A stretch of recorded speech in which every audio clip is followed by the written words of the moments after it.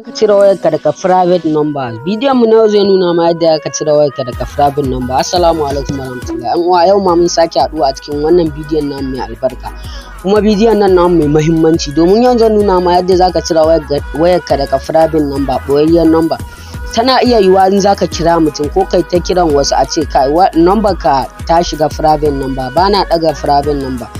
So kuma kai ba kai kake sata a private number, so tana iya yiwuwa kawai ta shiga private number. To wannan bidiyon zai nuna ma yadda za ka cire wayarka daga private number ba tare da ka sha wahala ba, kuma ta hanya mai sauki.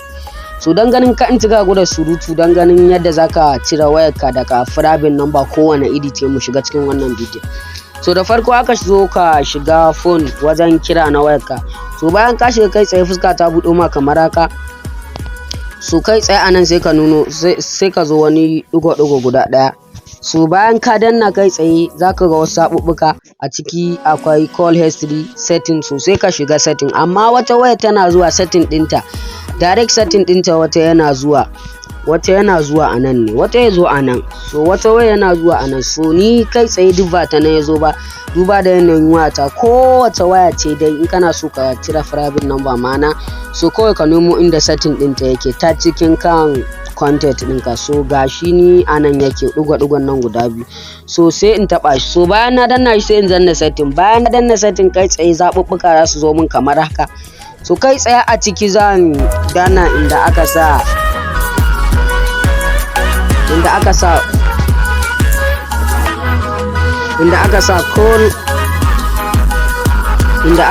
call account.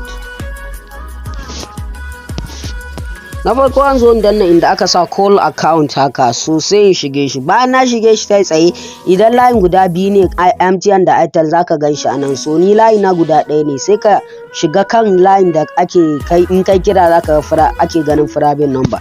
In Airtel ne ake ganin private number sai ka shiga, in MTN ne sai ka shiga. So ni MTN ne sai in shiga sim ɗaya ne.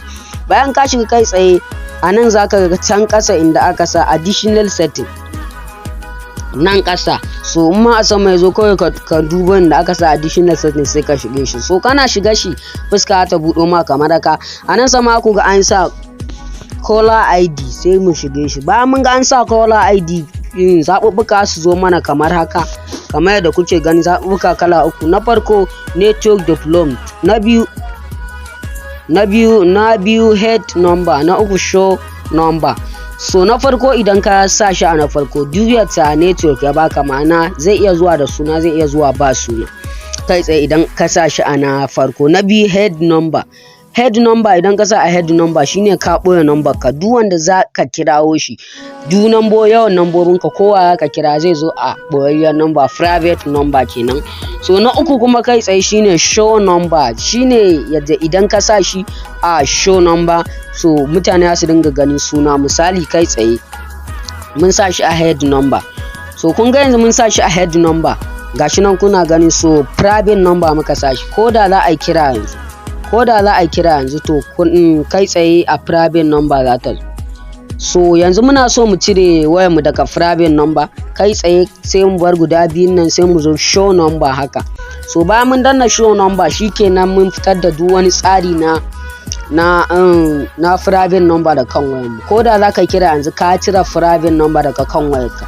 Wannan ita ce hanya mai sauki ta gano yadda aka cire private number daga kan wayarka. Duk da akwai hanyoyi da yawa, amma wannan hanya ce wacce duk wata waya zaka iya cire private number kamar yadda na nuna muku.